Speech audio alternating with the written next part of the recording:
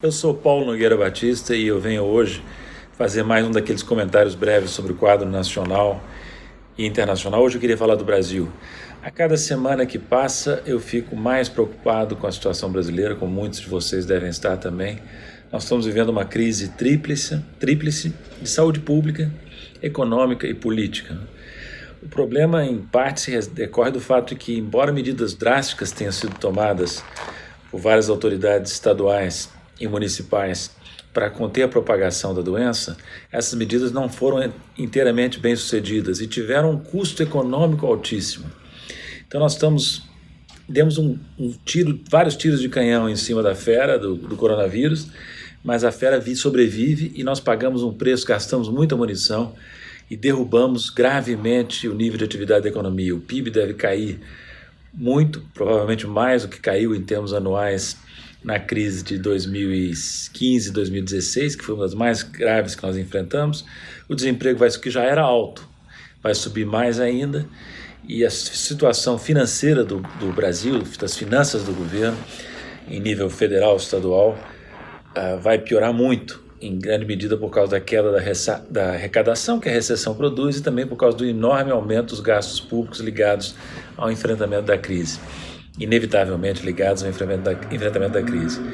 Então a situação econômica piorou e nós estamos enfrentando ainda o risco grave de ter uma piora do quadro da saúde pública em função da propagação da doença e do aumento do número de casos e do número de vítimas. No exterior, o Brasil já é apontado como um caso-problema.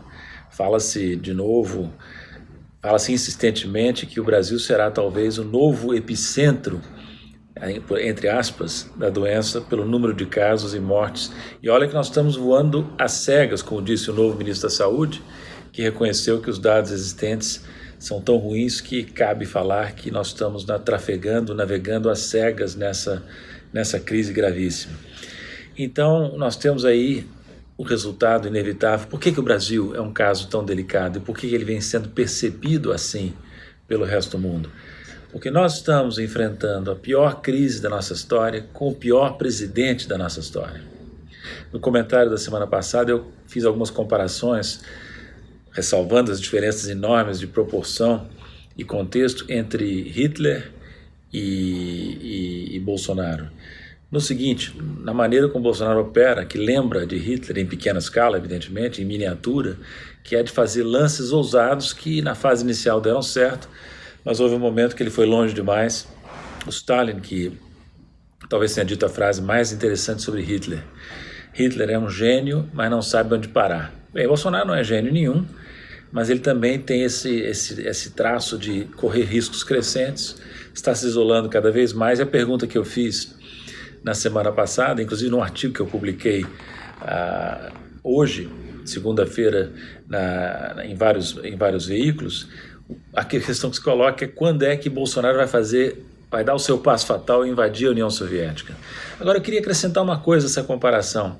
Ela falha em vários aspectos, e sobretudo num aspecto essencial. Hitler, para bem e para mal, mais para mal do que para bem, evidentemente, era um nacionalista. Bolsonaro não. Bolsonaro é um antinacionalista, embora tenha a retórica da patriotada e da bandeira. Ele é o pior vira-lata que já apareceu na presidência da República Brasileira. É um caso chocante. Ainda anteontem, ele foi lá dar força a uma manifestação fascistoide em frente ao Palácio e se fez filmar ao lado de uma bandeira americana, acompanhado de uma bandeira americana. Então, como disse um dos meus contatos do Twitter, o Valmir Duarte, o conceito de vira-lata foi atualizado. E nós temos agora, na presidência da República, um presidente que se destaca por submeter-se voluntariamente a um outro governo, ao presidente Trump, que ele tem na mais alta conta, Deus sabe por quê. Então, espero que pelo menos, pelas várias violações de graves crimes de responsabilidade que ele vem cometendo, que em algum momento seja possível tirar esse presidente altamente danoso da presidência e que pelo menos esse benefício a crise tenha para o Brasil, é de nos permitir livrar-nos, dentro dos mecanismos constitucionais, do pior presidente que já tivemos.